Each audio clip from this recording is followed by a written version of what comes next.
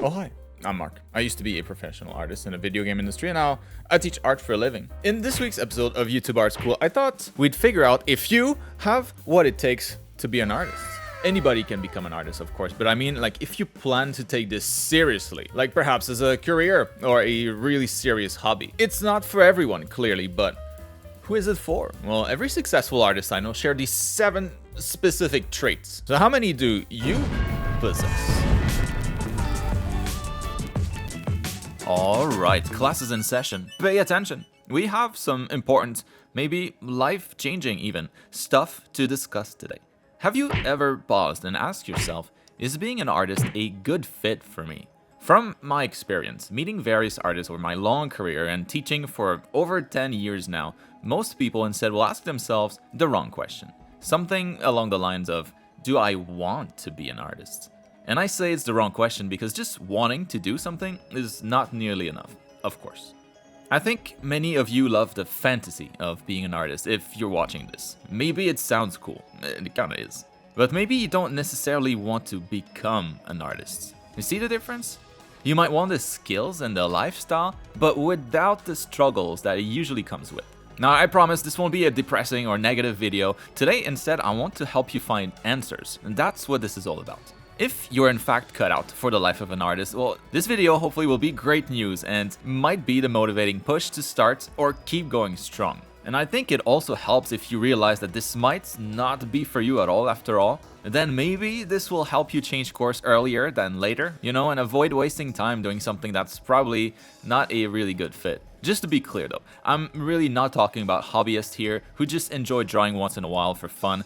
Obviously, anybody can draw, right? Or casually do any kind of art if it makes you happy. And if that's you, you should definitely do as much as you want. Instead, I'm focusing, like I mentioned in the intro, on those of you who take it more seriously. Those of you, maybe, like me, who define themselves as artists first, before anything else. And I'm making this video because I've seen too many people over the years who think that they might want to become artists only to find out after a few years of hard work that they actually hate it. That is just not for them. They fell in love with the idea, but reality was just too different. I read comments on my videos about this all the time. But even more important, I think, are those of you who have what it takes, yet might never take the first step to become an artist out of fear of anything. Or maybe quit prematurely out of self-doubt, or because of, like parents or peers convincing you to do something else. It's a tragedy. So let me share with you what I've noticed are traits and qualities that lifelong artists possess. What I think is the recipe for success in art. Obviously, it's not an exact science. It's not a science at all, actually. But in my biased opinion, these are pretty dang good indicators. The more of those you possess, the better. It doesn't mean, that you can't be an artist without, of course, only that it might not be as natural of a fit based on my own personal observations. And there are 7 of them. Here they are, in no particular order. One trait I think 1,000% of artists share is curiosity. Curiosity is what pulls us towards knowledge. Being an artist is all about knowing how certain things are, how they work, how they look from different angles, that kind of stuff. Without a strong curiosity, there's really nothing pushing you to learn more. So if you're a curious person by nature, you'll always want to find answers to questions when they come up in daily life. You'll have an urge to know even though the answer might change absolutely nothing in your life. Do birds pee? If you don't know, a lot of people might go, good question, bro. Who knows? Who cares? And that's obviously not a display of curiosity. But if you didn't know and you're Googling it now, well, that's what being curious is. It's almost like a negative feeling that you get when you don't know the answer to something that can only go away after you find the answer. That's a key artist trait. And by the way, no, they don't pee. The next trait is stubbornness. Artists are stubborn people. If you're the kind of person who wants to try again after you fail at something, let's say you're trying to draw something or you're playing at a game against someone and you just keep losing, the stubbornness you need to have to try again and again despite repeated failure is a great trait for artists. It's a feeling of not wanting to admit to yourself that you got defeated, not letting yourself give up because you truly believe that you can do it given enough time and tries. It's not a good trait for relationships, maybe, but it's a great one for artists. If you tend to give up easily because you don't see the point in wasting even more time, I think it's going to be a lot harder for you. The third trait is being self-critical. You have to be aware of your skill level in relation to others. You will almost never see an experienced artist brag about their skills, if they have any skills to brag about. Those who brag usually are those compensating for a lack of skills. As you gain more and more experience as an artist, it quickly becomes painfully obvious that we all know very little. The more we know, the more we realize we don't know. It's like a curse almost. But it's what pushes us to improve. On the other hand, if you're not aware of your problems, well, you can't fix them. I've used this before in my videos, but this is the Dunning-Kruger chart showing the impact of expertise on confidence. And it just makes the point so clearly. As an artist, you gotta realize ASAP where you stand on that curve. I'm personally past the bottom and on my way up, and knowing where I stand helps me set realistic expectations for the future. It's very possible you have no idea where you stand, and that's fine as long as you try to find out by asking for feedback. Knowing your strengths and your weaknesses is key to progress. The fourth trait, and we're halfway through the list already, is to tolerate delayed gratification. You can't learn that stuff from what I know.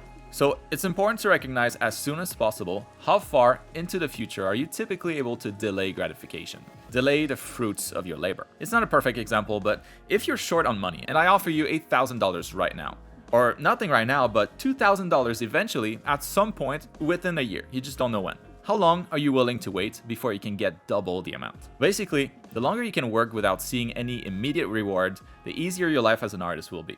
Art skills take a long time to develop, and the potential rewards for those skills, like, I don't know, popularity or money, comes even later. If you persevere, it's highly likely that you'll make it as an artist, but how long are you ready to wait for it? The answer has to be kinda long. You have to be able to delay gratification a lot, and that's a tough one, especially now where everything is trending towards short format, instant gratification. The fifth trait you need as an artist is focus.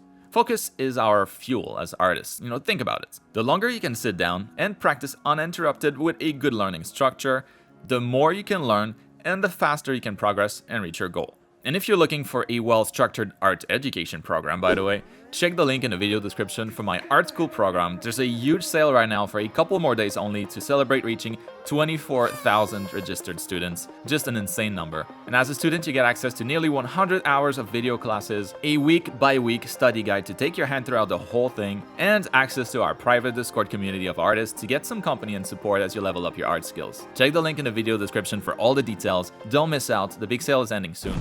But as I was saying, focus is a trait that's going to make learning anything a lot faster. Now, I'll be the first to admit that I'm not the person with the most focus. I have enough, to get normal things done, but it's one of the traits that I definitely was not born with. I have diagnosed ADD, as some of you know, so I've developed enough tricks to increase my focus, and I've obviously been able to find ways to deal with it as an artist, but I've always been quite envious of friends who can just sit down and draw for hours or focus on the same subject for a really long time without that urge to move on to something else and do something different. I gotta deal with that urge, and I wish I didn't. So the ability to focus for long periods is a hugely beneficial trait for artists. Now, the sixth trait, and we're almost done, is to be a natural creator. The desire to create is something that a lot of people are born with, I think, and some aren't. I have 2 kids, and one is a born creator, a born maker of things, while the other isn't at all. And it's been like this since birth. I think you should be able to tell if you always feel a need to make things, draw things, doodle on napkins, draw in class, use the kids' crayons at the restaurants while you wait for your food, find joy in neatly folding bits of paper laying around on your table, loving to do crafts, sculpting things, cooking even. Anything where you get to create with your hands, really. Maybe it's a passion that you can develop with time, I don't know. But from what I've seen, every one of my artist friends has been pretty creative since childhood. Maybe it can develop later in life though, who knows. And the final trait is to have popular taste. Not good taste, that's subjective. Popular taste. Like when you find something aesthetic, like having a good chunk of the population agree with you.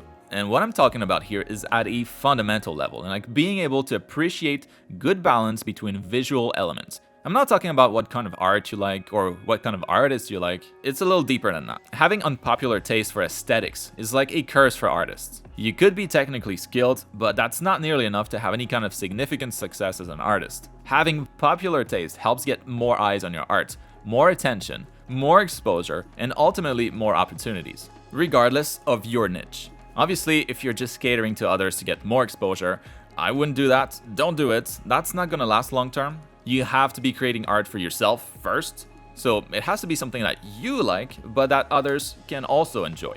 The more of them, the better. I like how clearly this Venn diagram explains it visually. So having popular taste, that was the last trait. And this is going to wrap it up for this week's class. And I want to ask, did this change anything for you? But I really want to say it again, that these are not deal breakers by any means. I didn't have all of these traits to begin with, and I'm still doing pretty good for myself. But the more you can associate with, the more likely I believe you are to make it long term as an artist. It certainly makes the progress easier and more pleasant. Anyways, let me know down in the comments. I still read them all, even though I don't have time to reply to everyone. Also, since you made it all the way here, you get freebies. Check the video description for a link to my custom brush set that I offer for free. You'll find in it the same legendary liner brush that I used in today's drawing. It's the best in the world, literally. Go get it. Alright, see you next week.